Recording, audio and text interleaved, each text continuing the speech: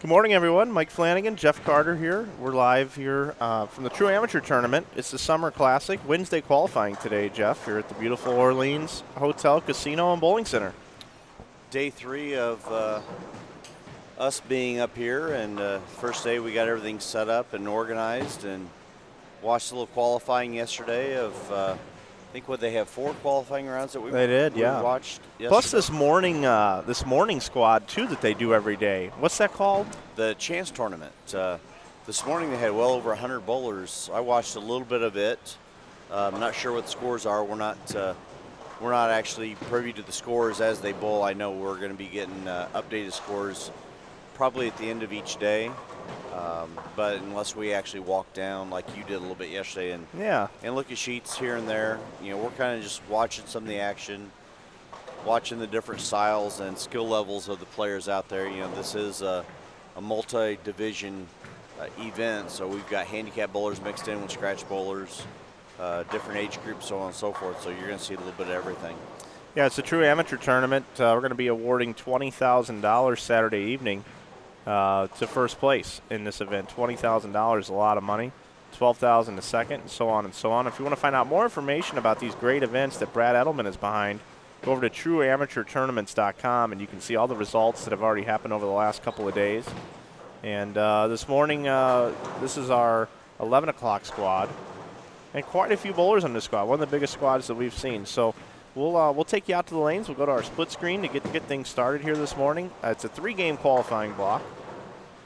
And at the end of the day, 1 out of every 8 out of all the entries they get across all the squads will make it in to the grand finale on Saturday. One other cool event that's coming up on Thursday evening, that's tomorrow already, the Storm Shootout, where you got to get 9 or better across the lanes. It's a lot of fun, and it's a quick format, and it's anybody's ball game, and it's a chance at $5,000. It's more fun if you're striking. Yeah. It'll be interesting to see how that works. It'll be my first time being able to see that. I believe they switch lanes and move around. So as they move around, you know, you go to a bad pair, and next thing you know, you 2-4, or you bucket, or who knows. Or you go to a pair where they're jumping a little bit more and right through the face. So I would imagine somebody with a straighter style is going to have a better chance of winning that thing. Or dare I say a left-hander. That too. More consistent from lane to lane, less traffic. So I don't know if it'll be fresh or what's going to happen, but we'll obviously have that figured out for you tomorrow night, actually. So that's going to be a good time. We're looking forward to that.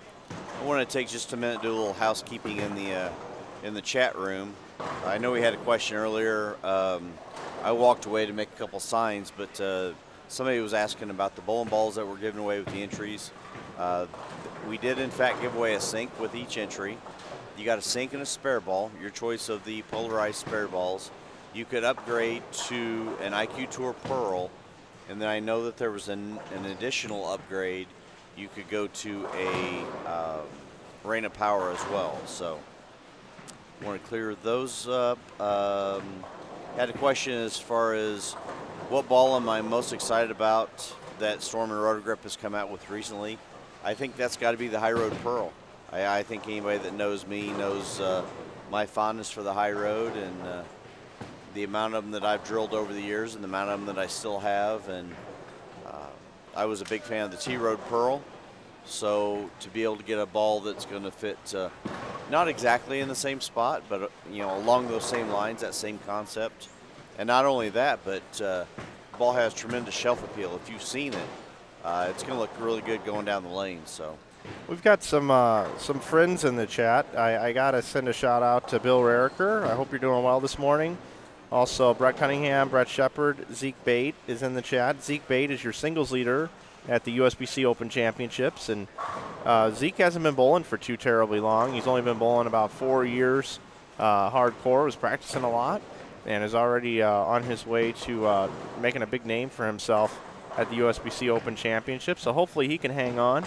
It's nice to know with our live streaming events, Jeff, you know, we've got Brian Burkhart and Rick Gatlin, friends of mine, leading doubles. Zeke Bate is leading the singles event. And then we've got, of course, Vernon Peterson and the guys from Kegel are leading the team event. So it's really kind of cool for me to just know these guys on a personal basis. That's just going to make you be more of a name dropper there, Mike. I know it. Yep. And that's all I've been trying to do is just name drop. And Zeke is actually, if you go out on our YouTube channel when you get some time, Zeke was at the TNBA Reed Hawthorne tournament, and Zeke actually made his broadcasting debut, and then he did some interviewing with us as well, and we've got those out archived on our channel. You know, there's still an awful lot of talk, you know, in the industry about how bowling is declining, so on and so forth, but you know, I continually see this young crop of bowlers coming up through high school, the collegiate ranks, so on and so forth, and then now starting to take over in some of the mega buck events, some of the, you know, events like the USBC Open Championships, and now you're starting to see some of these younger guys, you know, win the occasional PBA regional, and you know, then you had, you know, guys like Jake Peters who grew up, you know, not more than 30 minutes from where I live, you know, win a PBA national title recently. So yeah, I was really happy for Jake. Obviously, you know, he finished first and second the first 2 years of the IB Open, and then this year he led through qualifying. Did not have the best Sunday in the world, but it was a great run for him at our events. And when he won, I actually got to see it in person. I really felt great for that young man. Well, it's kind of cool to get to see the changing of the guard, so to speak. So a lot of young talent out there, a lot of guys that are the up and coming, they're the future of the sport. So congrats to all of them on their success and in their future endeavors.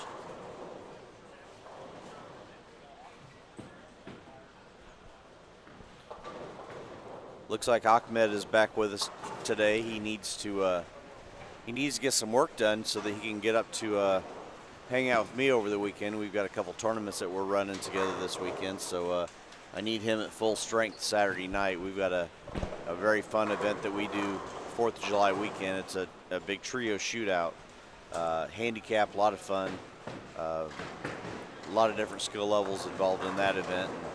It's a lot of fun. Then we have a single sweeper that we run on Sunday on, I think this year we're running it on Viper or something equivalent. I haven't totally decided yet, but it'll be 37 feet and about that ratio. So hopefully we get guys like Brett Cunningham come up and show up for that on Sunday. I'll tell you what, Jeff, you guys do a great job running those events up there, and you and I have talked about it before.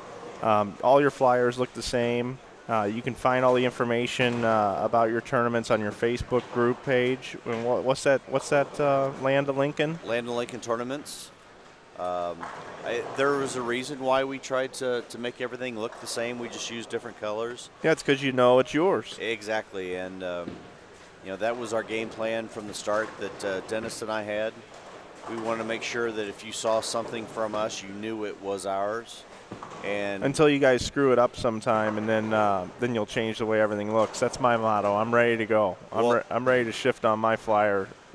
Well, of course, if anything gets screwed up, I automatically will blame it on Dennis. Yeah, you'll just fire him, and then you'll be fine. But, yeah, good point, Brett. Brett just made that there's a regional this weekend. I did post that on Facebook that if anybody out there that's bowling that regional that doesn't make the cut on Saturday, you know, it's only a few-hour drive down to Springfield on Sunday, and come down and bowl.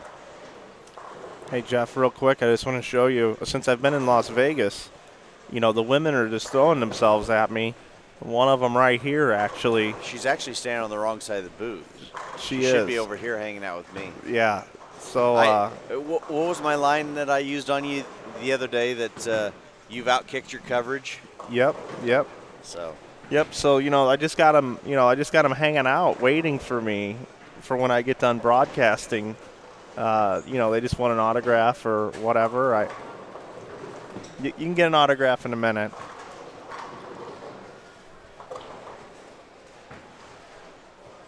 Oh, that's so funny.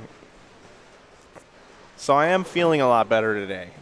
No doubt about it. That's definitely good. Like I said, I don't want you to make me sick. Brett Cunningham says hi, Kim.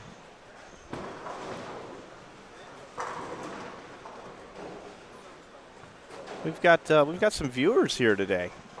Yeah, we're clicking a few new ones in. We had about 45, 50 or so watching yesterday. We're up in the 60s today. So for those of you that are out there, please take a few minutes to go to your personal Facebook pages or Twitter and tell all your friends to go to InsideBowling.com, go to the IBTV link, and have them join us. Watch a little bowling action all day. Throw it on in the background while you're at work. Chime in the chat every once in a while if anybody out there has any questions.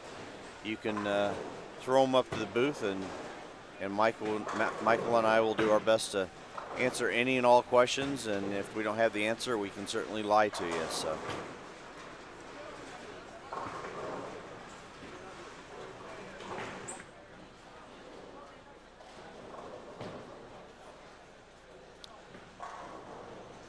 Once again, our lanes or our cameras are set up on lanes 11, 12, 17, 18, and 23 and 24. So you'll see a variety of bowlers that will come across those three cameras.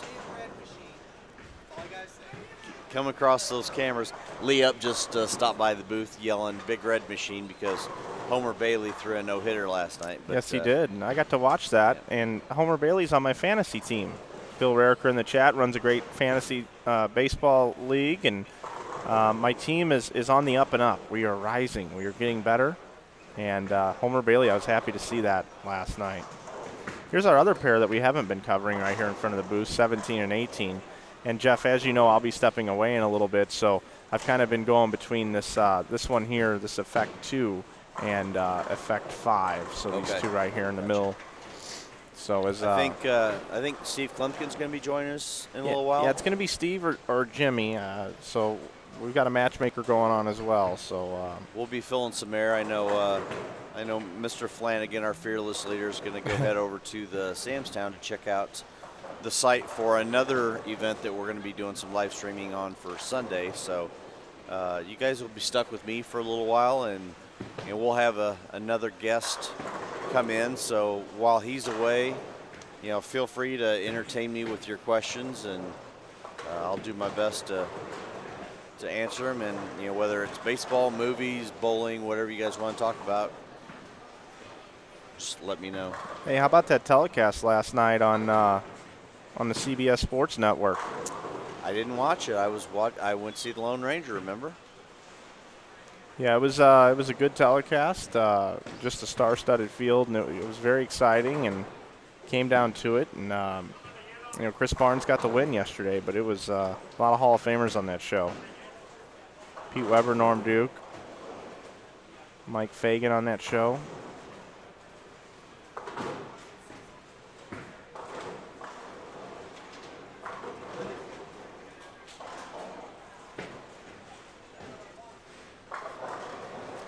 Yeah, how was the Lone Ranger? It was a pretty awesome movie. I kind of gave a full review of it just a little bit earlier, but definitely 2 thumbs up.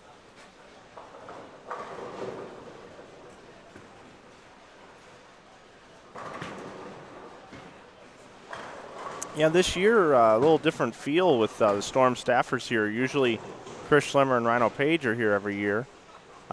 This is Chris's first year since he's worked for the company that he hasn't been here. He gets to enjoy 4th of July back home. But Chris will be back for the Roto Grip event that'll be going on later on this year. And from what I understand, there's a really good chance that we'll be back to stream these events. It'll be easier for me to get down here from Salt Lake City, bring down the equipment, and continue to do this. I personally requested Jeff Carter come here and be with me for these live streaming days because of the great job that Jeff has done back home.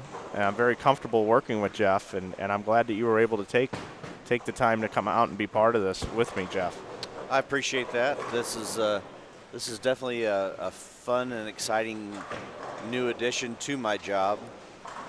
We've got a lot of coaching things going on with Storm, but this is something that I like to do as well, and I think this is something that as time goes on we'll continue to do more and more of this together. I know we've got some other events coming up soon that we'll be doing, and looking forward to more and more of it.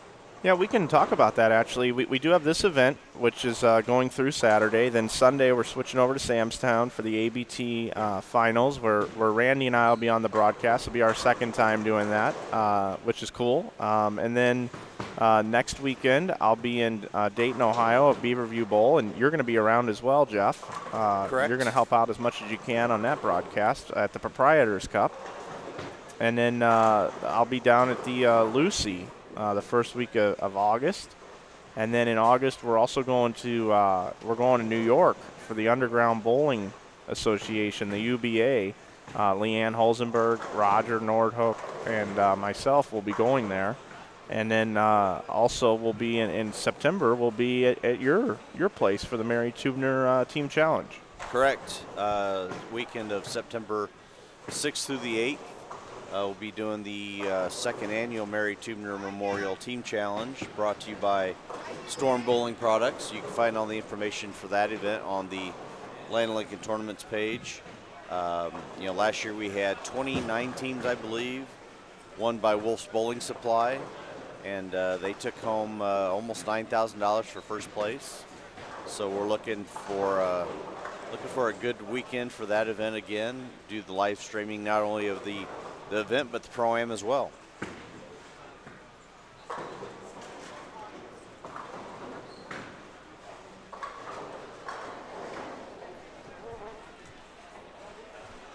Sharby, I'm still working on a date with the Whipperforts for the Storm U up in Madison.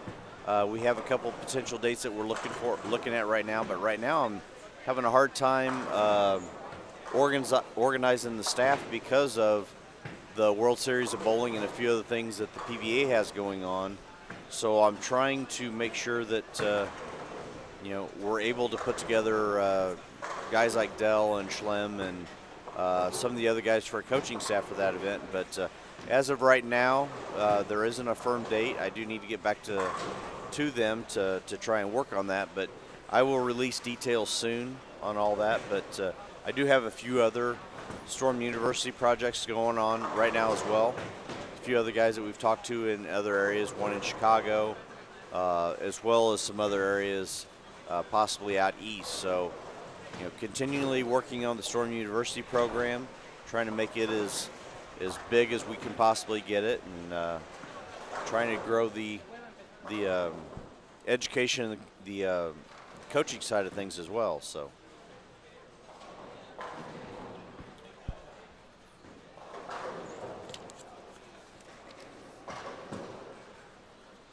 And once again, we are coming to you from the True Amateur Tournament at Orleans in Las Vegas. This is a scratch and handicap division tournament. There are 6 different divisions in this event. We have 3 different age divisions. We have a division for 39 years old and under, 40 to 54, 54 and older, and then the 2 average divisions are 205 average and under, and then 189 and under, the handicap division. So once again, you're going to have a lot of different age groups, a lot of different skill levels out here bowling. It's kind of an interesting dynamic as far as how when they cross with each other, how different groups play the lanes, how each pair is going to break down differently based on who's there, and so on and so forth. So it's just one added dynamic to the feature of this event. There is a lot more information on the True Amateur Tournament website as far as the rules and how everything is put together. So for those of you that are interested, you can feel free to go there and check that out. At this point, they may have more. There's probably more information there than what we actually have. So.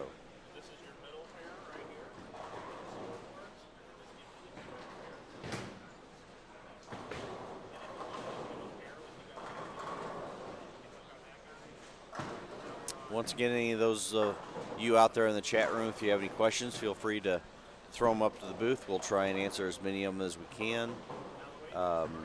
Again, the only pairs that we can actually see the scores on are the ones that are either on the split screen in front of you now, or the ones that are directly in front of us where we can we can physically see them. But a lot of these people we don't know. We don't have names for the faces. So if there's somebody out there that you are watching on the telecast and you know their name, feel free to let us know. Somebody that you're interested in. If we have somebody that we can send to go get check on scores, we'll do our best. We're a little bit limited on personnel right now on how we can do that, but we will do our best for you.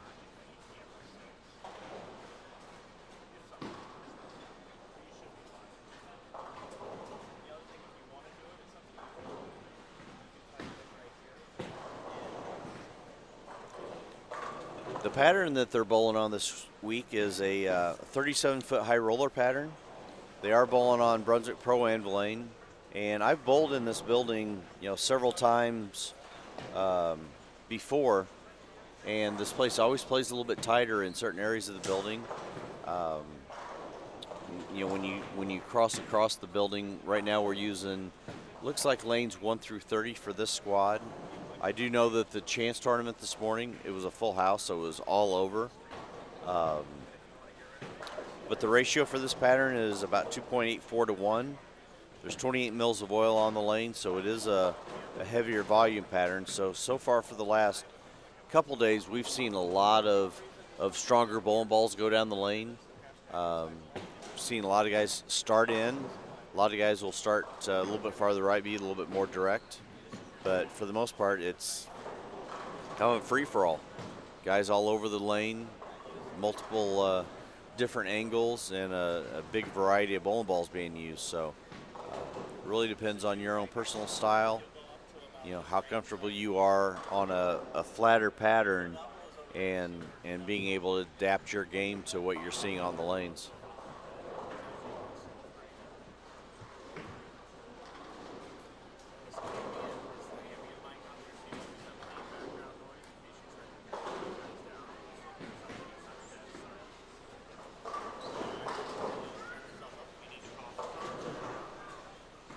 We do have a few ladies that are bowling on this squad as well. So, this event is open to men and women. We haven't seen a lot of ladies bowl, but we do have probably 2 or 3 on this particular squad. So, and another thing that really kind of affects how the pattern plays is the amount of bowlers on each squad. This is one of the bigger qualifying squads that we've seen. It looks like they've got 4 on most pairs and 3 on a few pairs, but last night we saw a squad that was as low as 12. So, yeah. Hey Jeff, I'm gonna jet out for a little bit, and Steve Kloempken's now joined us here in the booth, making his broadcast debut on InsideBowling.com. He's gonna be driving the bus here too. We're happy to have you here, Steve, and I'll see you guys in about an hour. Thanks, Mike. Happy to be here, and Jeff, happy to be here as well with you, and looking forward to chatting with all the viewers and giving a little bit of a taste of what it's like to be here in Las Vegas and participating in the TAT Summer Classic. Well, what do you think, Steve? You've been down in the registration room handing out bowling balls, and you've seen a lot of people come through that room and been down on the showcase lanes with the matchmaker a little bit. A lot of different styles, a lot of different types of bowlers coming through. A lot of guys that I'm sure you know personally from your years of bowling the Mega Buck events. And so what do you think so far? Yeah, it's been really cool. I like getting a chance to chat with all the bowlers. Like you had mentioned, a lot of them are players that I've competed against and bowled with for a number of years, and you do get a good taste for what it's like to be a bowler and to see what kind of emotion and what kind of reaction they're getting out there on the lanes just by being down there on those matchmaker lanes. So just being down there this morning, I was watching a lot of the players, and a lot of them, even though there are a lot of different styles, there's certain characteristics to the center, and there are certain characteristics for this particular oil pattern that you will find that the biggest challenge right now is making sure that they get that ball into a good, heavy enough roll to have the ball when it does hit the pocket to carry and roll through the pins the right way. A lot of them right now are trying to they're figuring out where they need to play, and they kind of understand which bowling balls are doing what in their arsenal, but they're still trying to kind of hone in on what's it take to strike. Yeah, I noticed that some of the better players, we watched Dave Gwendon last night for a little while, And right before we left last night, one of the last bowlers to finish had the front 10. He was throwing a Defiant Soul. He ended up with 8-12, I believe, or 8-15. Yeah, that's right. And you know, he had a great matchup going. It looked like his angles through the front were fairly neutral. He really wasn't trying to do too much, but he was able to create the right angle to get the ball to go through the pins and strike a lot. So. Yeah, he sure was. And I tell you what, he had a real good, like you had mentioned, good heavy roll on the ball. And he was crossing just inside of 15, getting the ball out to about 6, 7, or 8 or so. And that Defiant Soul was coming back very strong on the back end. And his pin carry was awesome. I talked to him today, he had left a 4-9 in the second game and also had a ring 10 as well, and then left that 4-pin in the 11th. And his ball was picking up and continuing strong through the pins. And that's really what it takes out here. You know, the pattern's pretty tough. I mean, it's fairly flat. I think depending on who's ahead of you and how many games are bowled, depending on how they break down the lanes, they may get a little bit nicer as the day goes on. But if you have enough people in front of you who are playing the lanes differently, then they may get tougher. Yeah, and that was one thing that I noticed, you know, watching all day yesterday, was the fact that the people that could keep their angles a little bit more neutral through the front part of the lane and not try and over bowl. You know, one thing that I've noticed over the years coming to an event where the pattern is a little bit flatter is a lot of people tend to bowl what I would call normal. You know, if you normally like to hit it at home, bowling league, and you get out here, the harder you hit it, the more the ball's going to skid, especially on a pattern that is a little bit flatter. So you have to bowl with a little bit more finesse, a little bit more touch, roll it a little bit more, get the ball started a little bit sooner, and then allow the shape of your reaction to blend the lane out instead of you trying to create that long and left reaction that you may bowl on a house pattern or at home in league. So it's really important to control the middle part of the lane and allow the ball to be have a smoother transition at the back of the pattern. Yeah, I think that's a good point, Jeff, because you're absolutely right. You got to get that ball into a roll. There's not quite as much free hook or free friction as you might see, you know, in your home centers with the patterns where there's a lighter volume of oil either outside or on the back ends. And that's why I think when the players are coming into us trying to figure out what the right balls and layouts and strategies are, is a lot of them, their equipment's it's too shiny. It's maybe the layout, the pin is a little bit too stable, so they need more flare, they need more surface, they need more aggressive ball choices, and I think that's why we saw our one gentleman that shot 814 yesterday, he was using, even though he had a high rev rate, he was still using a fairly aggressively drilled strong Defiant Soul, a stronger, more aggressive ball, one of our HP4 balls in the rotogrip line that does create more angle and creates more ball motion. Well, you definitely have to keep in mind in an event like this, and really, you know, the USBC Open Championships or, you know, the other high roller events and things like that. Anything where you're using a pattern that is, in my opinion, 4-to-1 or less, you really need to start to utilize surface as your friend. And, you know, it's difficult for a lot of bowlers to just drill 30, 40 balls to fit whatever they may see. So if you have a 6 or 8 ball arsenal and you can actually go to an event like this and change surfaces up and down to suit your needs for that particular event, you know, that gives you some versatility in the bag, and you may have a particular ball that you really like the shape of. Well, if all of a sudden you throw it and you need more motion, just change the surface a little bit to be able to create that motion. Don't be afraid to do whatever you need to be able to have some success at that event. Yeah, we went down there, down on the matchmaker lanes. We have about a dozen or so Abralon pads that are ready, and a lot of people, when they see a ball with a lot of surface, they think it's going to hook immediately, like it's going to hook out of their hand. And that really just isn't the case. I mean, what it does slow the ball down, and it gives the ball a little bit more time for that axis to migrate, for you to get more flare potential, a little bit more ball motion. But it really smooths out the mid lane, gives you more traction, and a lot of times you'll see a smoother, more predictable motion. Not only does your pin carry go up, but your ball motion now starts to make sense a little bit more. It doesn't get so extreme where if you miss, you know, a little bit going to the outside, it really skids, or if you over grab it, it really snaps. It kind of smooths things out a little bit. So yeah, I agree with you, Jeff. A lot of people if I do see them make a mistake, the mistake is that they haven't used enough surface on their equipment, or in their arsenal they have too many balls that are the same thing. You know, too many that are real shiny, or too many that have, you know, the exact same drilling, for example.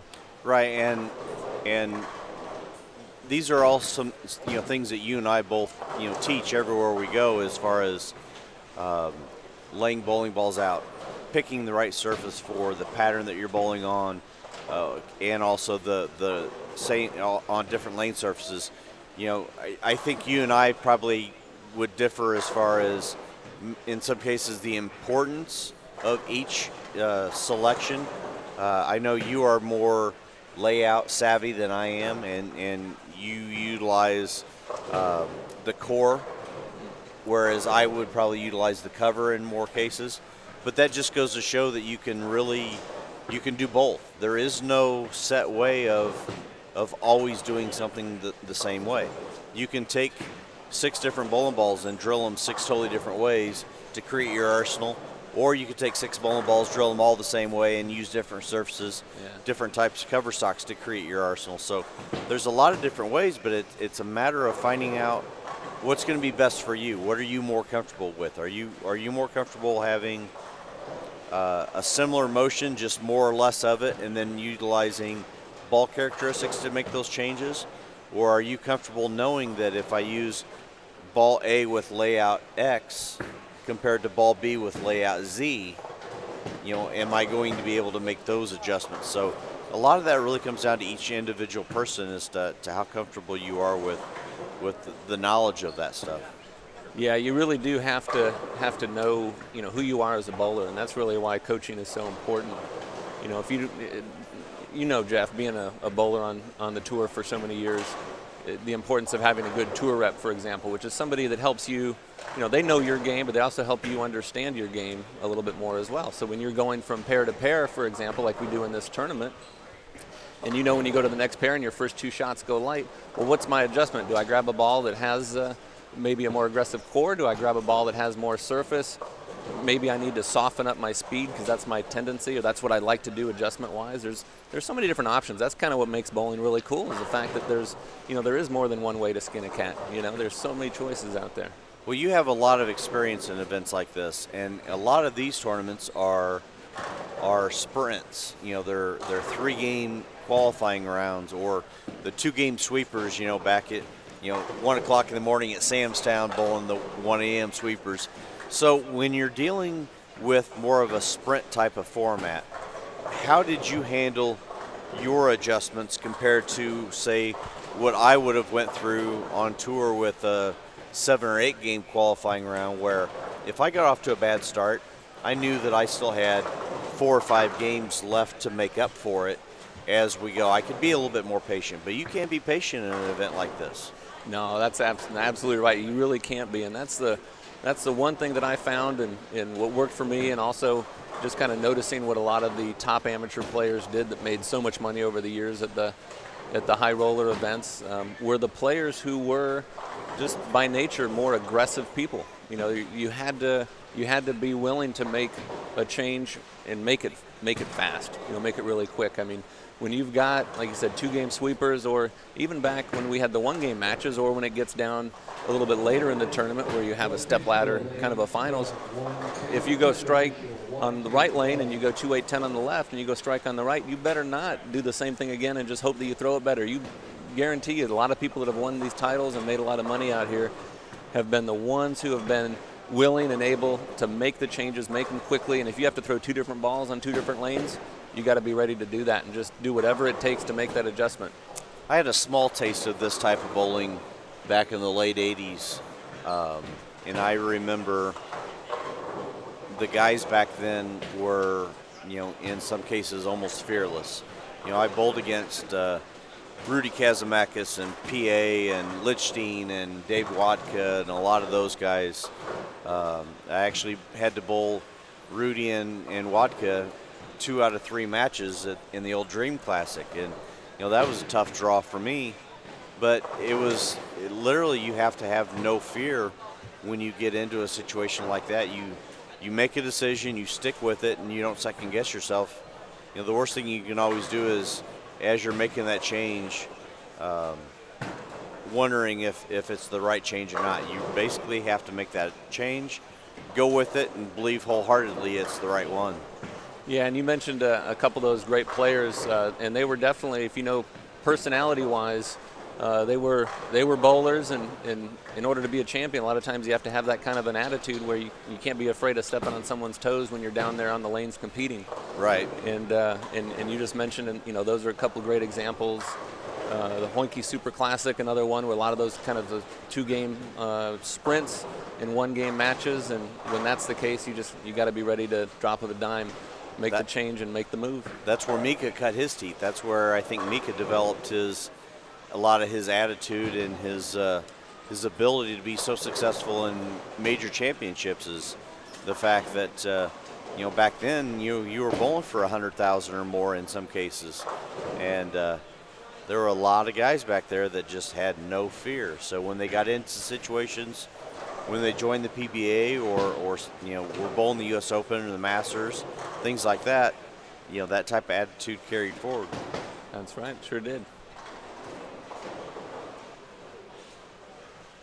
See, looking at some of these scores down here on the lanes, you can, and I am kind of seeing a pretty good theme here, where when you do make the change and you do move from one pair to the next, it takes a few shots to get matched up or get lined up. We do have some players who are making the move and hitting them pretty quickly.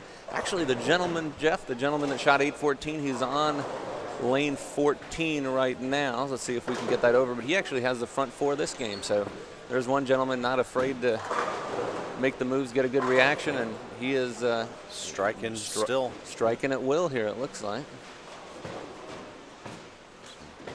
Once again, we do have a wide variety of styles and skill levels, so it's a little bit of everything going on.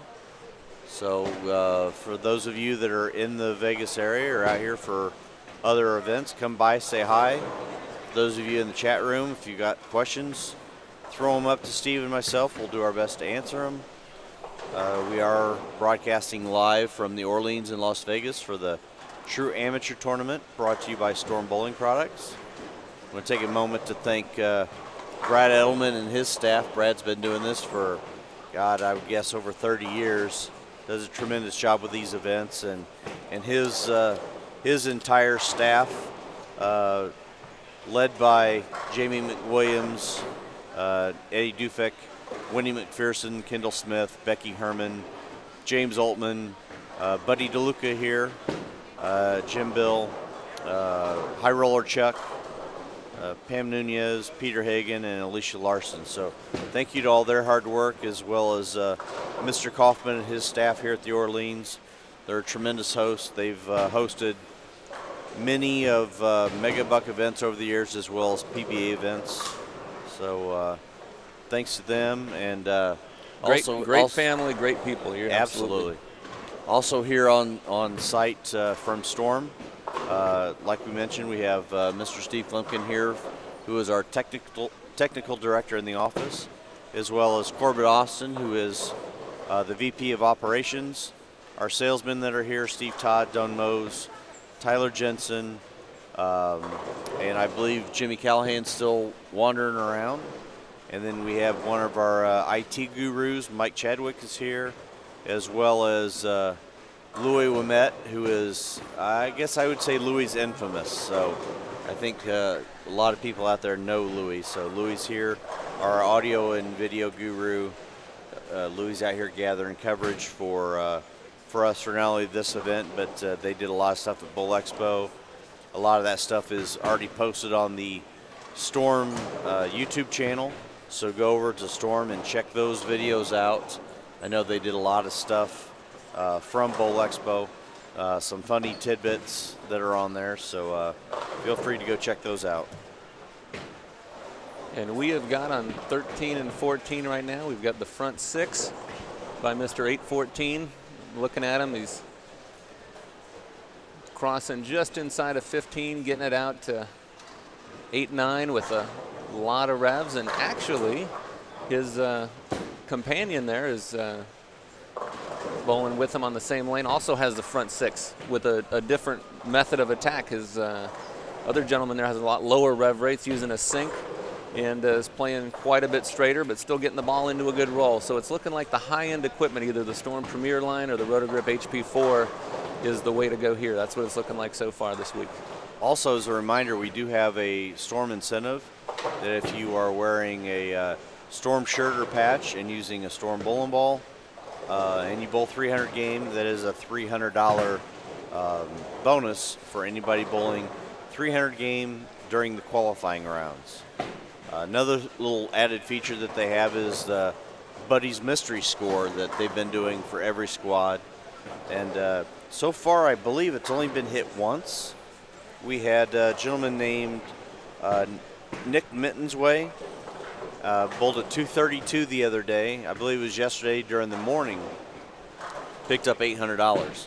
So it's been kind of neat to see them draw that number, each squad, and everybody hanging around to see if they could hit the mystery pot for $300 or $400. So that's always a good way to make a little bit extra cash. And you know, that mystery score could be 138. That's the cool part. Yesterday they That's announced right. it was 250 on the nose, and Yes. I think last squad it was 264.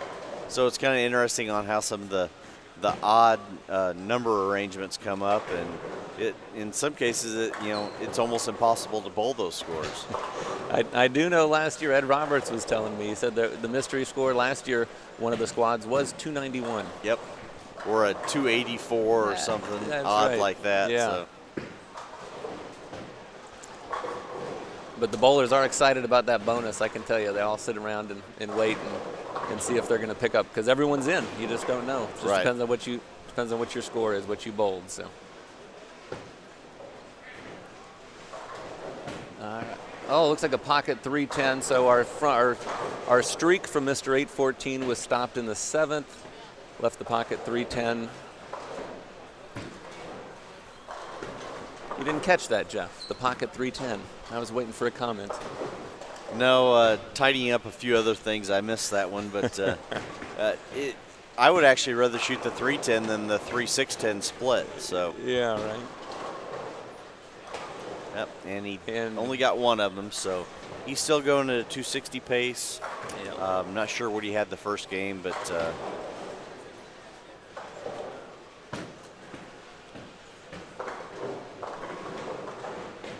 Garrett Richardson up on lane 11, one of our staffers.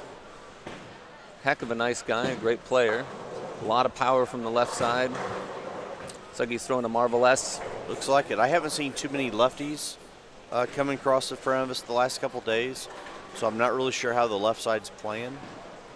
Be interesting to see that dynamic as well, because if there's only a few of them and he finds something and he can actually go from pair to pair to pair and not really have to make much of a change, that definitely gives him a nice little advantage.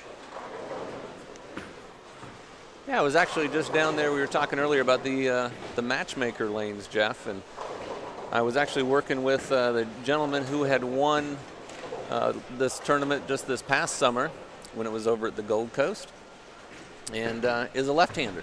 He was using the Defiant Edge last time, showed me the ball he had, and he actually had drilled up a Defiant Soul to complement that, and was watching his reaction, at least on the matchmaker lanes. Looked like he had a pretty good look, playing somewhere about 8-9 or so at the arrows, getting it out to about 5. If he got it left of there, the ball would keep skidding even with the stronger balls. But he was kind of going through a recount of his winning experience when he won the tournament last year for $20,000, and that was pretty cool. I tell you what, he was. You could see the excitement in his eye, even though it had been a year. Right. It was like it had just happened yesterday. Those are things that you never forget. So, are the showcase lanes, are they the same pattern as what they're bowling on this event? Yeah, they are. We have the same pattern down there. We have our matchmaker balls that are set up so anyone can come down and try any of our newest equipment. We get them fitted up with fingers and thumbs, so we have different spans, so they'll fit. So we get something that fits real close. And they're also welcome to bring down their equipment as well, and we can take a look at what they have and make some recommendations for them on what they need to do to match up best on that pattern. So, yeah, so you don't, they do differ a little bit though, I gotta say, and it seems like they differ a little bit because generally when you're down there, if you leave a 10 pin, you hit the reset button, right? You leave a 4 pin. Not a lot of spare balls going down. Not a lot of spare balls, and you don't have the drag and the carry down that kind of pushes it down and a little bit to the outside that you would get on the tournament condition. So when you do come down here, they generally play a little bit tougher, a little bit flatter, and a little bit tighter, especially when you miss a little to the outside. Gotcha. Now I know when I was helping them unload the Matchmaker balls the other day, I did see the High Road Pearl and the Marvelous in there. Is that the only newer balls that we've got that are down there? Yes, that's right. Yep, we have those.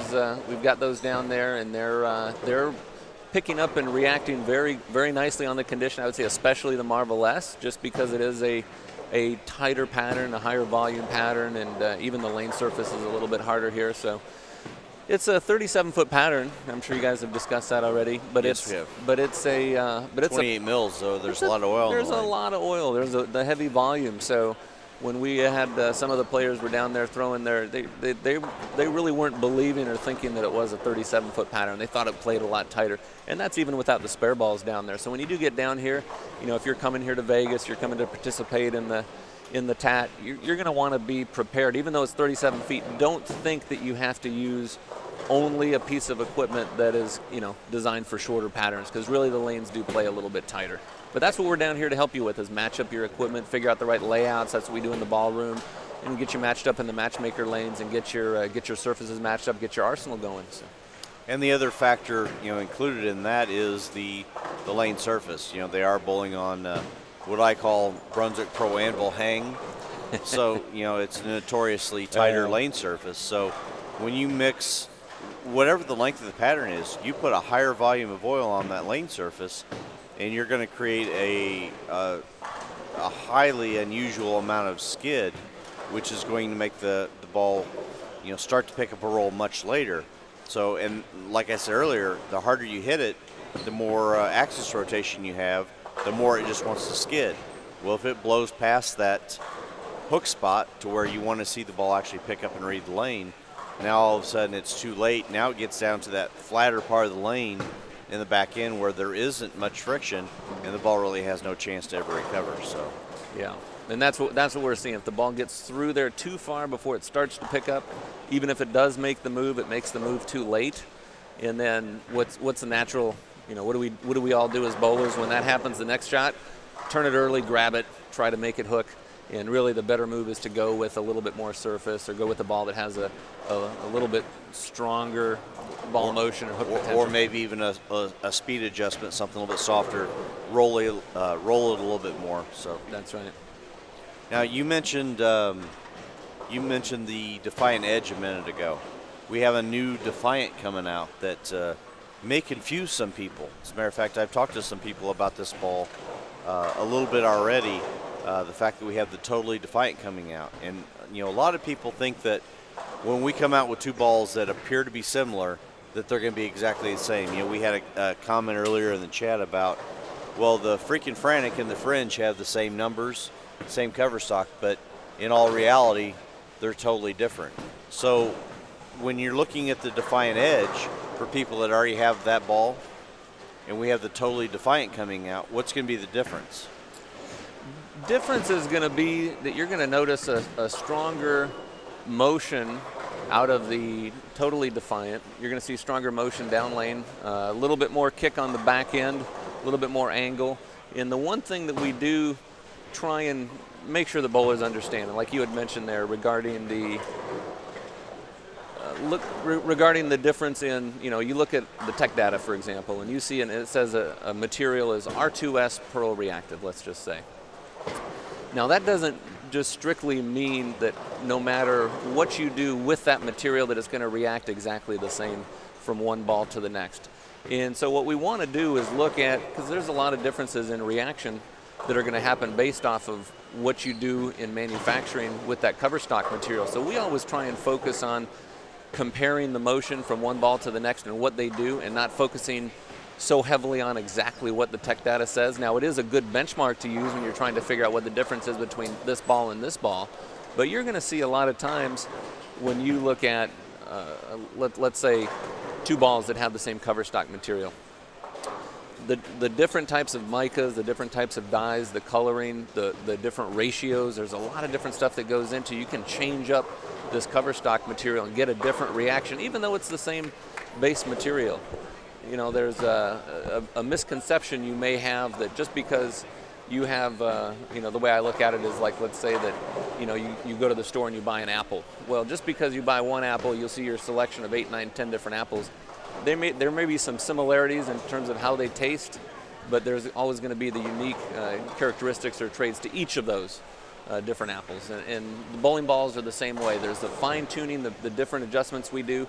The main goal that we have in R&D, and one of our main duties that we feel is important in-house, is to make sure that we develop bowling balls that have a wide variety of reaction characteristics. So when you go through the arsenal, you have a nice look and a nice variety of reactions. So believe me, even though you may look at the numbers or look at the piece of paper and say, wow, well, this ball looks just like that, if you drill up both of the balls exactly the same, throw them on the same pattern, you're going to see the different characteristics in motion. Because when we get our test balls in R&D and we go through and we say, well, we drilled this, we like it, but it looks exactly like a different ball, we're not gonna make that ball. We don't do that. So basically, whenever we take the megabyte out of the cover stock of the Defiant Edge, we're going to create a ball that complements the Defiant Edge. It's going to be a little bit cleaner through the front, more angular. So now we're going to have another ball in the Defiant line that is a totally different reaction compared to the other balls that we already have that are existing in the product lines. That's right. Just something I would say fairly simple like that. Like you had mentioned, the difference between the microbyte cover stock is having different additives or different components in the cover stock that would make the bowling ball slow down more in oil, like that microbyte does, and then consequently you don't have quite as much reaction or energy at the back end, so you're going to get more control out of the Defiant Edge, where then you go to the Totally Defiant. Now you're going to notice a ball that's cleaner because it doesn't have that additive in there. It's cleaner through the body. When it gets down to the break point in the back end, you're going to see a more aggressive change of direction, more aggressive ball motion there, and your entry angle is going to be up, and you're going to see the ball finishing deeper in the pocket just from that difference alone.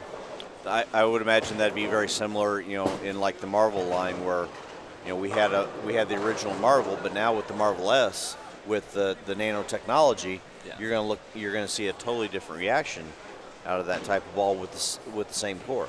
Yep, yeah, you definitely are, and the cover stock is just like we had talked about with the Defiant Edge versus the Totally Defiant. The cover stock is the most important component of the bowling ball because it is the part that actually does touch the lane. So when you're looking at how much friction is created, I mean, you can have a high performance weight block, but if you don't have the appropriate cover stock matched up with that, you're not going to see the motion potential, the hook potential out of that ball. So yeah, the cover stock is extremely important, and just like you had mentioned, putting that NRG cover stock on the Marvel S is going to create a lot more hook and a lot more traction. You know, one other aspects of your job that I think is actually pretty cool and unique to our company is, you know, when you walk into your office and you see all these little bottles sitting around your desk of the fragrances that we use for the bowling balls, and being able to get those from the different places and testing to see which ones will work and which ones don't, and explain a little bit on how that process works as far as what we go through to determine what scent we're going to use in a ball. And you know, you may get 50 of them from the supplier, but only 10 of them may work, because we see this question all over the place on Facebook or whatever. What scent bowling ball would you like to see next? And I think the most popular one right now is everybody wants a bacon scented, you know, bowling ball. But how does that process work? Yeah, no, that is one of the cool things. One of the parts of my job that's really fun. I can tell you, when they're doing tours and people come in, they love stopping in my office because I have about 250 different fragrance samples, and I think I've got 4 different versions of bacon that's in there. And that is fun. You can you know, when you look at what it takes and what it does to the bowling ball by adding the fragrance to the cover stock, it is cool because there's a lot of different importances that, you know, people place on the smell. So when you have, you know, and I got to go back a little bit to the history of it, and we got to give credit to Bill Christman, who's absolutely, you know, who's our owner, and he he grew up in the chemicals business, and an important part with cleaning chemicals is the fragrance. I mean, you get a bottle of Pine Sol, for example, and you notice the pine fragrance, or a lot of different cleaners have, I think most common is your citrus. You'll see orange, you'll see lemon, and those are very popular. So then the thought is, well, what can we do to our bowling balls to help them stand out and help differentiate them from the rest of the competition? So, story I told back in a seminar that we had back in 2000, so 13 years ago, was that we had a customer walked in the pro shop, and as soon as he walked in, he said, "What's that smell? It smells. I haven't smelled something like that. It's kind of sort of orangey or citrusy or something like that. What is that?" And he said, "Oh, that's our new eraser." So the pro shop guy walks him right over, points him right. Yeah, this is our new ball. He goes, picks it up off the wall. Now he's got it in his hand, right? Picks it up, smell. Oh wow, that smells really good. I've never experienced that.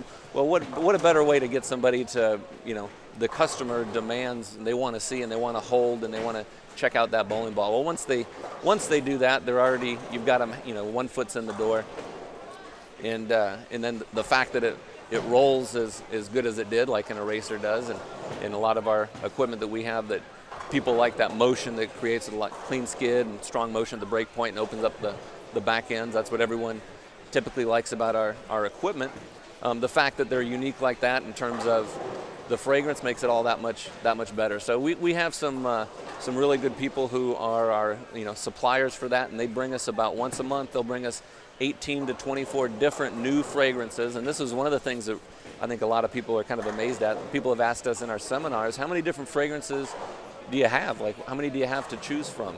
And I'll say, hey, well, I'll just kind of go around the room and say, okay, if you don't mind speaking up, tell me how many fragrances you think that we can pick from. And I'll get answers, there's got to be 100, there's got to be 500, there's got to be 1,000. And everyone's always low. The last one that we went, and they number them sequentially when they do their samples, we had 38,000 different fragrances. And they're unbelievable. When you go through, and they give us the sheet too, there's top notes. I didn't know this. I got educated on fragrances, along the way. Top notes, middle notes, and bottom notes for how strong. What you notice first, what kind of comes secondary, what comes last. And there's combinations of 4, 5, and 6 different fragrances for the top notes. Then there'll be 2 or 3 different fragrances for the middle notes, and 3 or 4 different combinations for the bottom notes. And it may all come together and be called Summer Breeze, for example, and it's this particular combination. When you factor in all those different options, and you've got 5 on the first level, and 6 different options here, and 3 there, you've got, say, upwards of, soon they'll have 50,000 different fragrances that we can choose from. And like I said, right now I've got 4 different options of bacon in my office, and we're always trying to kind of tie in the color and the fragrance together. But that isn't demand. That's taken off now. I tell you, you'll see a lot of bacon in the Krispy Kremes. Yeah. Right? You'll see those in the donut shops. They'll have bacon on top of the maple bars, for example. Yep. It's really popular. I always thought that was interesting whenever, I've been lucky enough to sit in on some of the marketing meetings over the last few years, and being able to be part of, okay, what color scheme are we going to use on a particular ball, and then what scent is going to be in it, and it's really neat to see how the whole, and not only that, but what name are we going to use? It's very interesting to see how much time and effort and creativity actually goes into creating a bowling ball. It's not necessarily only the reaction, but it's also the other side of it. And then how are you going to market it, and what is going to be the theme of that ball as to how it goes on the brochure, so on and so forth. So it's a very long process putting a ball together from start to finish, but it's definitely an interesting job. Yeah, that's one of the cool things. That's what Mike Flanagan, being the director of marketing, that is falls under that area of marketing when you're trying to find out, okay, we have a bowling ball motion in mind, what we're looking for from a technical point of view, and from R&D, and from what I work on with Hank Boomershine and work with Victor Marion and what we do in the R&D department. What we like to do is say, okay, what do we need to complete our arsenal, or what's the modern landscape demanding or requiring? What are they needing? What are we hearing? What can we do to make sure the bowler has the best technology in their hand to bowl the best that they possibly can? And what we do is we'll say, okay, this is what we're looking for motion-wise. we kind of get that all together, and then along the way we incorporate what some of these different key things are from a marketing point of view. What do we need for a name? What does it need to be called? You know, many years ago, Dave Sims came up with a great name, and it matched in and tied in perfectly with the times, which was the X Factor. You know, and that tied in with the same. You know, it just ended up being a term or a phrase that really took off. And so how can we tie in the name, because that's important. How can we tie in the right fragrance, the right color combination? And then from a tech point of view, we look at what's the appropriate cover stock, the surface prep, how do we need to adjust or fine-tune that cover stock material to make sure that it does what the bowlers need for it to do on the lanes, and make sure that when they go through and they drill a Premier Line ball versus a Master Line or a Thunder Line, that they're able to get a variety of reactions, and there's going to be a right ball for the right time, no matter what condition they're bowling on or how much breakdown they have on those lanes. So we've got a lot of different surfaces, different oils, types of oils, how many different oil patterns. You know, when you look at all the PBA patterns, the red, white, and blue patterns, all the Kegel patterns, there's a lot of different types of conditions that are just specifically named out there even, and we want to make sure that we have all the right choices covered for our customers. Now you also get to do quite a bit of the testing, you know, at Storm, as far as when we do make new bowling balls. You know, you're the one that does the majority of the bowling with them to fine tune them and so on and so forth. Have we ever had a ball that you were absolutely in love with that we didn't make? That's happened. I would say that's happened on more than one occasion, and it's happened for a variety of reasons. And you know, the one thing you want to do, and it's hard to, you know, because I'm a bowler, it's hard not to get too personally, you know, involved or attached with what we're doing. And I can come up with something or see something on a certain condition where I'm like, you know what, for this unique situation, this is absolutely 1,000% the right choice. But does it end up being too narrow a focus? You know, does it fit too few a needs? And we got to always try and keep that in mind as well, though, that we're looking for what's going to help a wider variety of bowlers, you know. And if I get focused when I'm doing my testing on what's good for me, well, it's great for bowlers that maybe have my particular specs as far as rev rate and tilt and speed and axis rotation and that stuff goes. But yeah, you're right. It's happened on several occasions, but it's not necessarily a bad thing that that's happened, because like I say, there's not, you know, we all have our own unique fingerprint and our own, you know, different type of style. And what's important when we're producing bowling balls and creating these arsenals of equipment is that we have enough variety. So we have, you know, when a customer calls up our tech department, for example, and speaks with Mike Sargent and says, hey, I'm trying to get this type of a ball. Well, we have an answer for him. What's the right ball? What's the right surface? What's the right layout? That fits your needs. Okay, we've got an answer for you. And that's what we want to try and make sure that we always have that ability to do.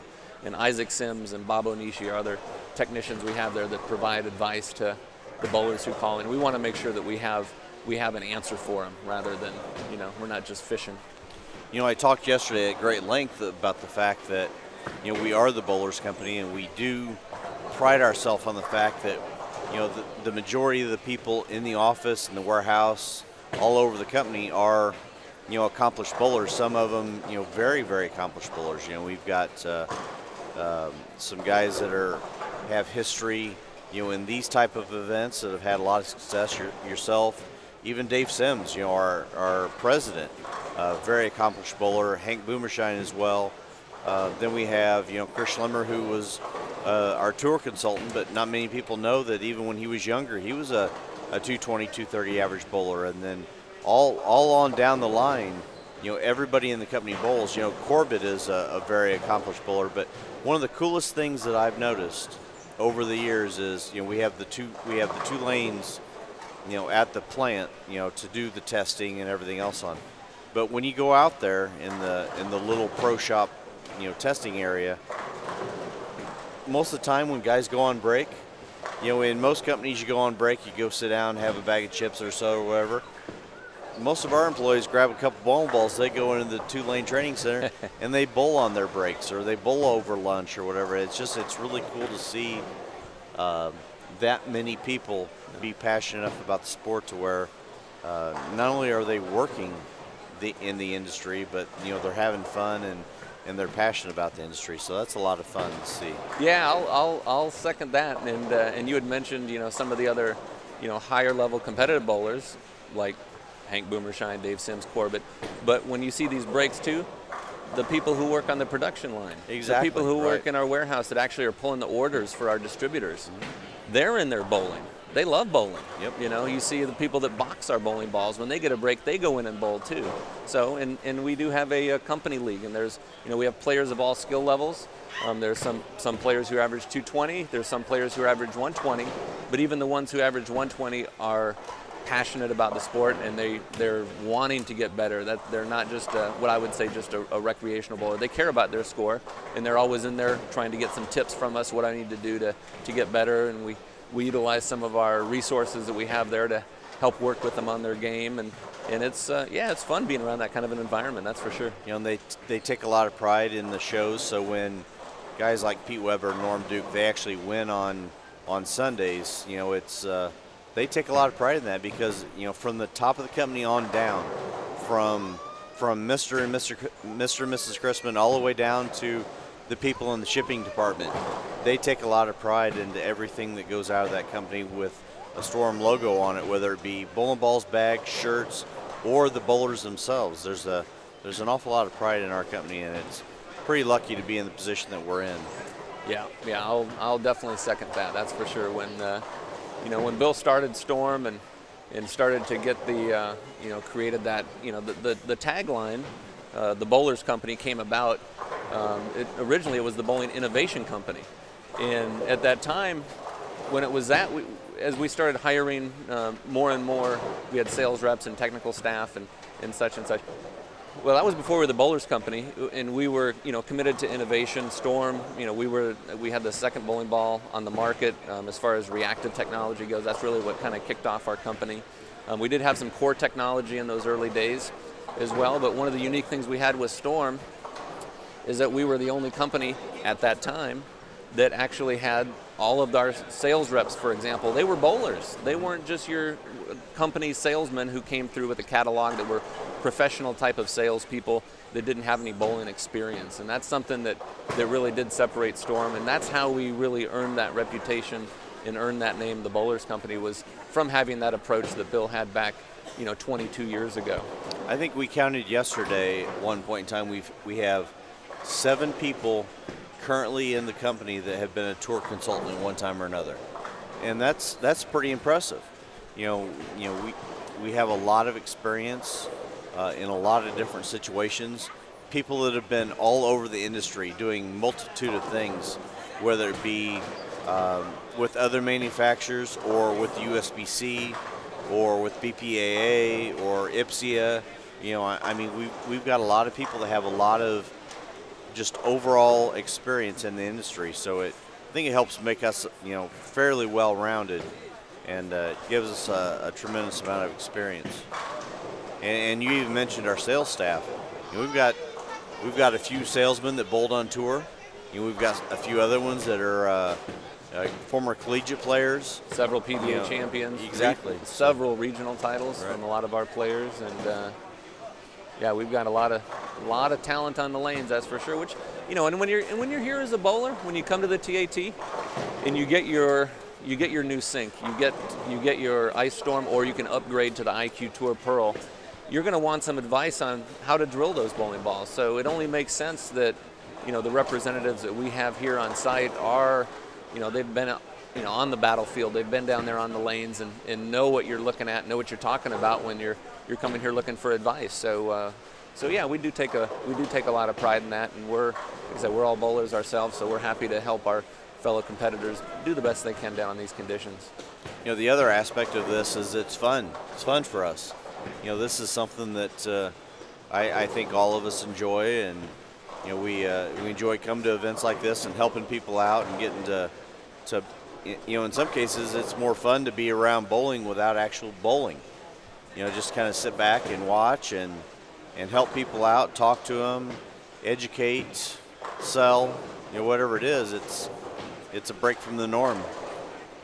Yeah, it's definitely a lot easier to see your ball motion from the concourse.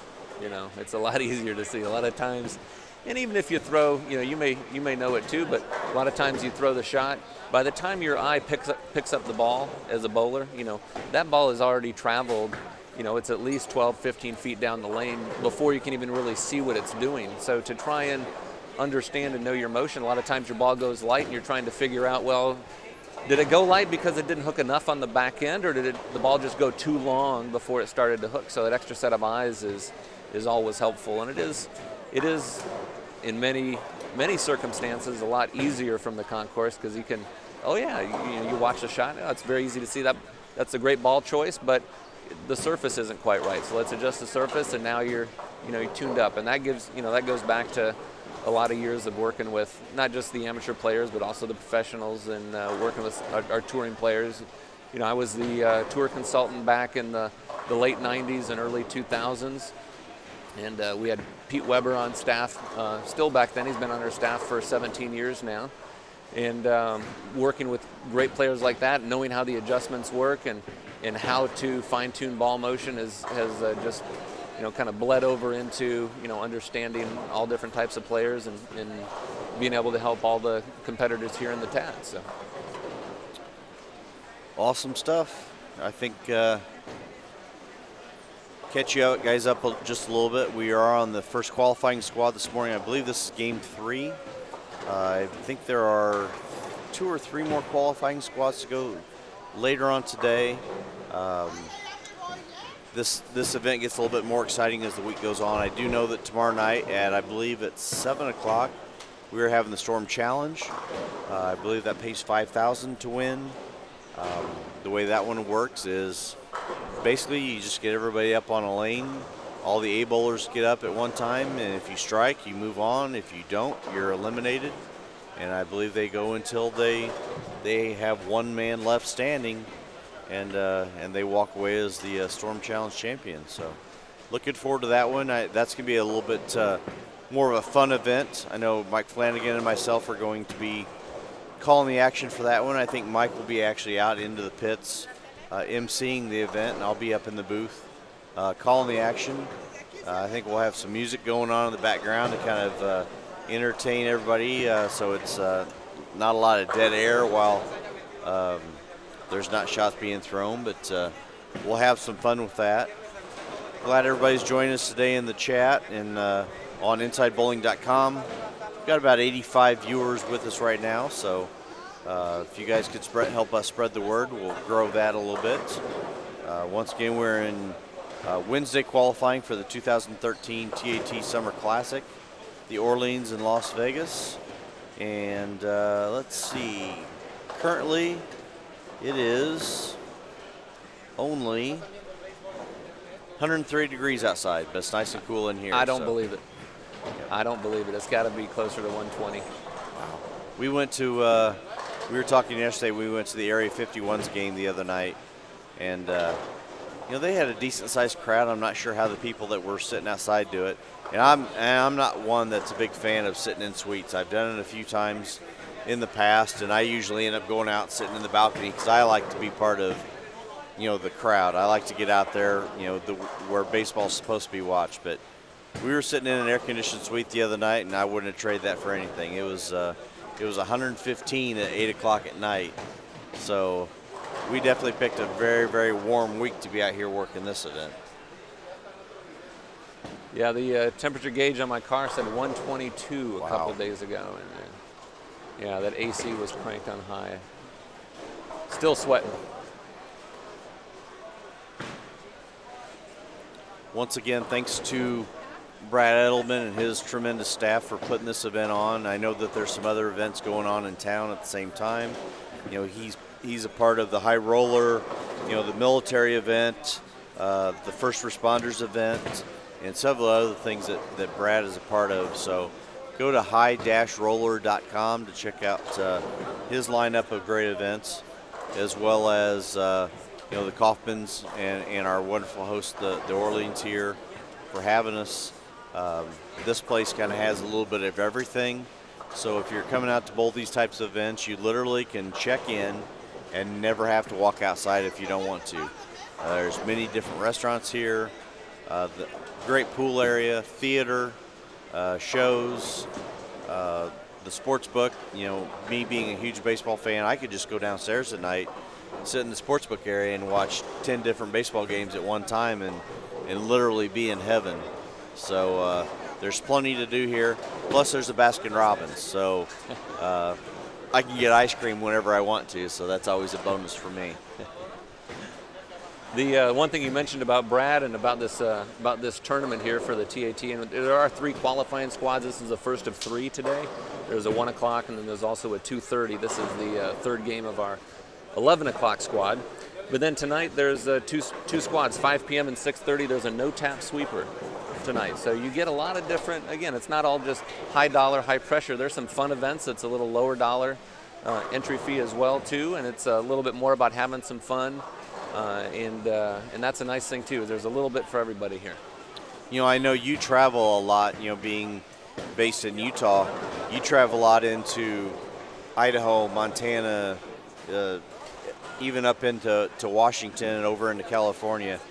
How often, and even your wife is a very accomplished bowler, how often do you guys get to bowl in events that are fun compared to just all-out competitive events? I mean, right. Yeah, we do bowl in a lot of, we do have the Storm Northwest Tour, and there's a lot of different events that comprise it over the years.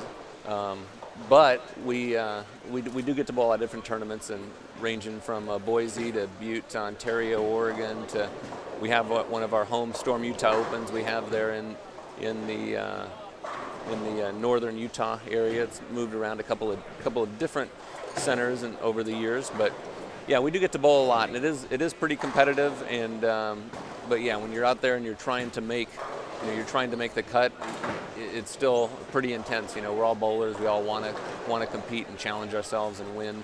But to be able to throw in, you know, a no-tap sweeper, for example, and say, hey, you know what? Let's lighten the mood a little bit. Let's just have some fun. You know, if you knock down some pins, that's great. Yeah, that really adds a whole new scope to it. You know, I think, you know, the industry in a whole, you know, we may see a decline in actual sanctioned league bowler numbers, but I think that competitive bowling is still thriving. I think when you start to see, you know, events like this, you know, continue to be put on, whether it be scratch events, handicap events, whatever, you know, that still lets us know that there are still a lot of bowlers out there, and we have to cater to as many of them as we can in every way that we can. And we can't focus strictly on the scratch bowler. We have to make sure that the handicap bowler still has plenty of things to do, or else, you know, they may go away. And we have to make sure that every group is taken care of.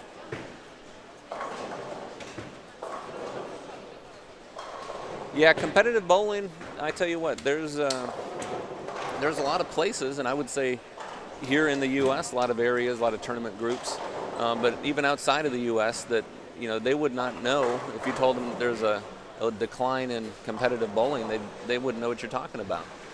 And that's one of the cool things I've been lucky enough to experience here this year, is I've been working now with the Singapore national bowling team, and they actually have a really cool. I mean, they have an elite program. You know, you're looking at a couple of dozen players who are on the national team for the men's and women's teams, but they also have a schools program there where incorporated in with where they're in the classroom and they're learning about their different academic subjects, they also learn some type of a sport.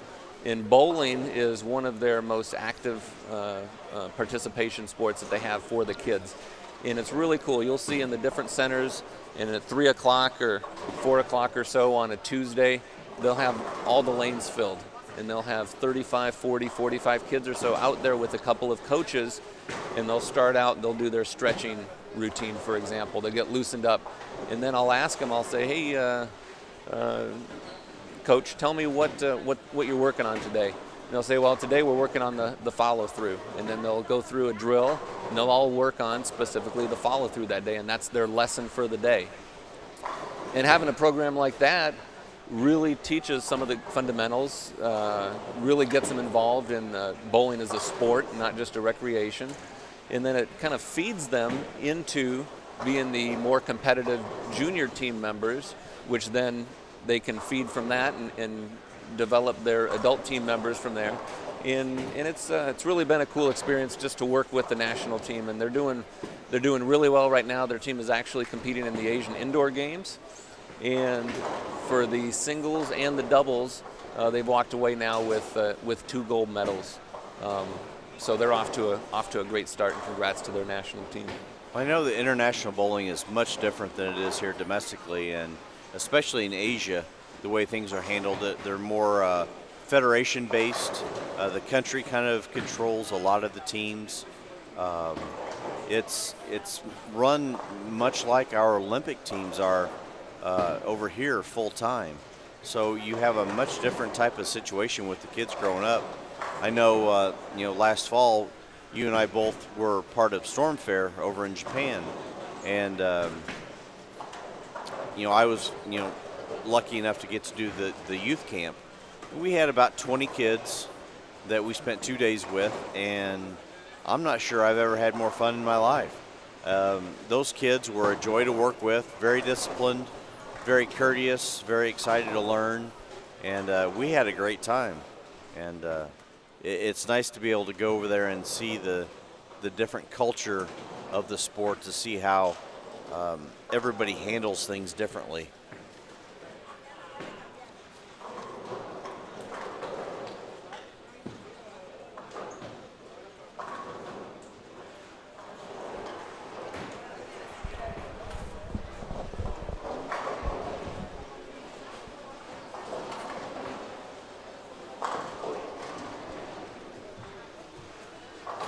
Some of these scores are starting to come in, and we can see there's a few good scores out there, but we can see that the lane conditions are pretty challenging.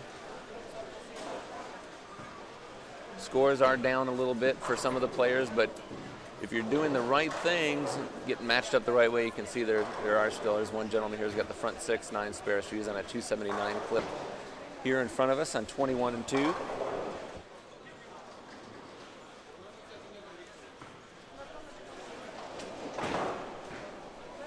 And once again, guys, I know a lot of you are asking who's going where and what pair of people are crossing and so on and so forth. It's very difficult for us to kind of keep up with the skipping procedure and who's going to what lanes and who's bowling what. A lot of these people, we don't know who they are. We don't know their names. We basically have our cameras set up for this event, basically just to show you bowling. This isn't like one of the events like the IB Open or some of the other ones where we really focus a lot on the bowling that's going on in front of us. We're going to spend a lot of time over the couple days talking about the events, talking about products, talking about bowling in general, so on and so forth. This isn't one of the events, at least to this point, where we're really calling a lot of the action. We basically wanted to, like I said, set the cameras up so that you guys can tune in, watch some bowling. If you see some people that you know, you get to kind of see them. It's as much for the bowlers that are out there bowling that can, send a message back home to their families and say, hey guys, I'm going to be on 17 and 18. You might get to actually watch me bowl on TV. So we wanted to be able to give the bowlers a little added feature this year, but this definitely isn't one of our standard events where we're up here going to be calling the action all day for 6 or 7 hours. This is a little bit more of a different feel to it than what you may be used to with InsideBowling.com, but we will do the best that we can to accommodate you. But the lanes that we have are 11 and 12, 17, 18, and 23 and 24. They'll be the same every day. We can jump back and forth occasionally from camera to camera, but really, our whole thought process for this event is to basically kind of bring you some different guests. And we had Brad Edelman in the booth yesterday, as well as Jamie McWilliams, the tournament director. Some point this afternoon, we'll probably get Wendy McPherson up here in the booth, as well as some of the other guys that are floating around here, maybe get up here, tell some stories, and trying to entertain you the best that we can. So once again, I apologize if we're if we're not getting to everybody that you would like to see, or reporting on the action, or giving you scores, it's, we literally can see the 3 or 4 pair that are in front of us, and then the pairs that we have the cameras on. So other than that, it's, we're just a couple of us up here. We can't run and get scores for you. I wish we could accommodate all of you, but it's just not possible for an event like this.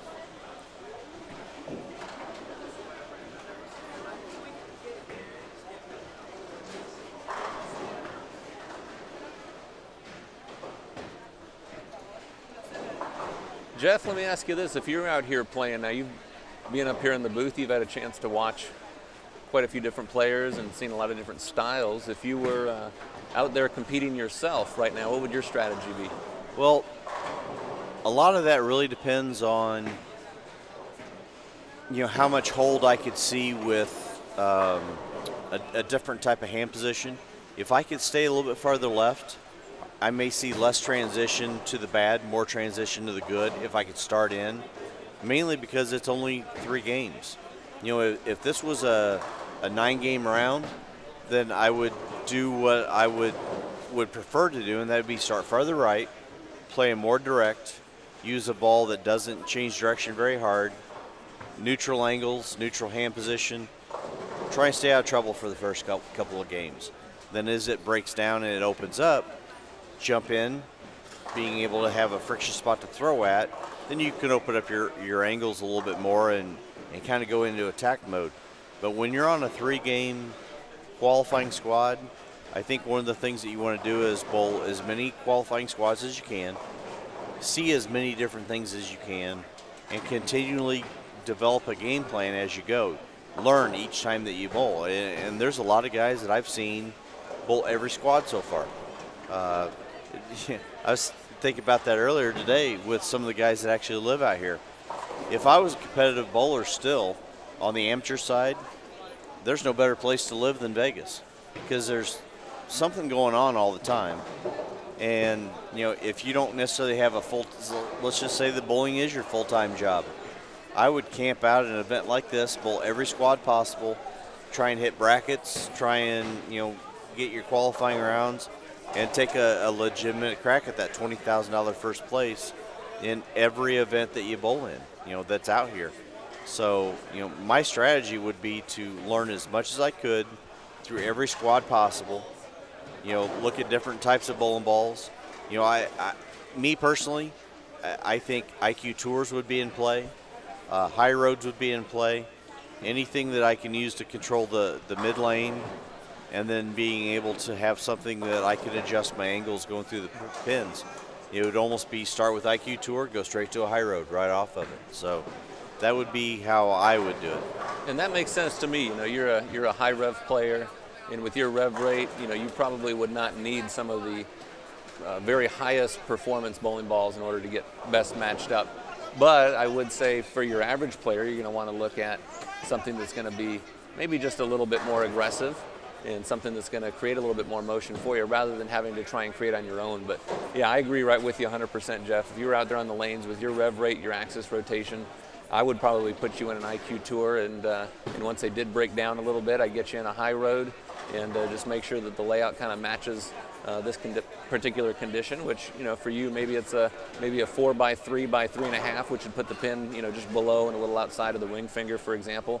Ample flare and motion, and then just try and let the ball do its job from once you get it out there. Once the lanes open up and break down, you can throw the ball at the dry and let it come back on its own. Kind of like the 814 guy did with a little stronger ball, right. But that was the strategy that he had. And believe me, he said his reaction on the fresh compared to what it was on the breakdown, it was dramatically different.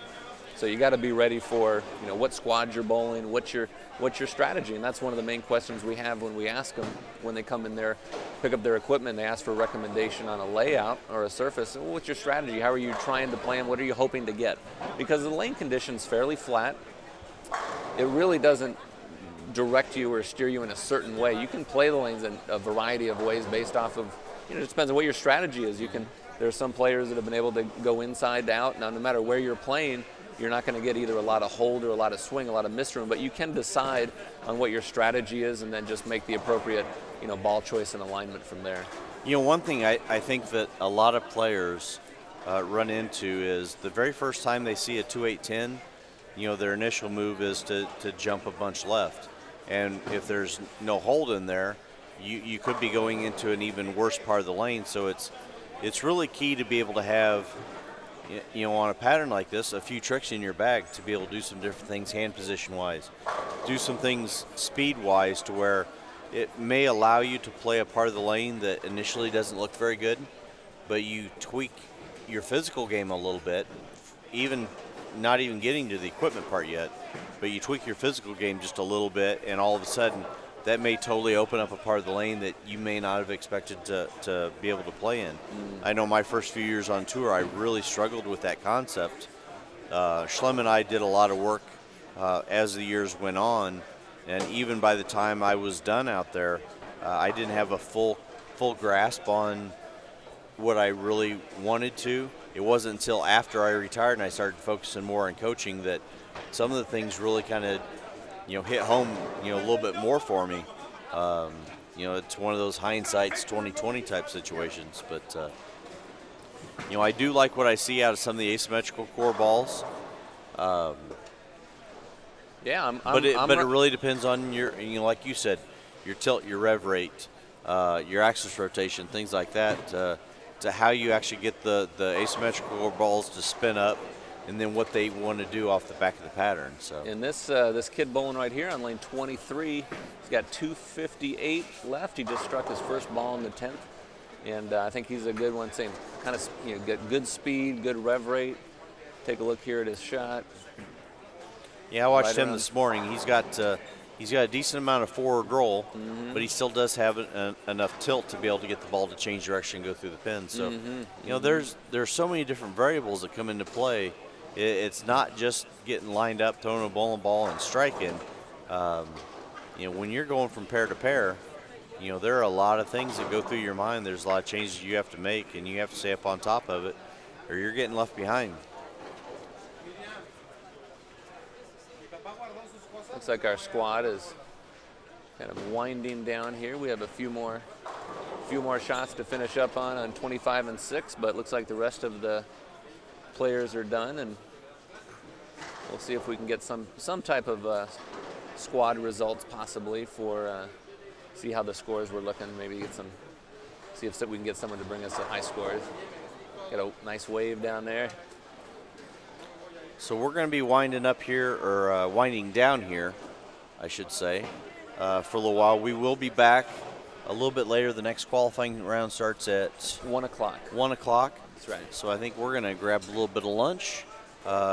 Mike Flanagan should be back by then. I know him and Louie went over to the other bowling center to check out, some of the ins and outs of what they're going to need to do to set up for the live streaming for Sunday. So Mike Flanagan should be back in the booth with me later on this afternoon. I want to take a minute to thank Steve Kloempken for taking time out of his busy day to come up and join me in the booth for a little while, and hopefully we are able to give you guys a little bit of insight on what happens inside at stormbowling.com, or Storm Bowling Products, I should say, as far as the production side of the bowling ball. So thanks, Steve, for joining us, and we will be joining you guys back around 1 o'clock or so. So have a good afternoon. We'll talk to you soon. Thanks, Jeff. Sounds good.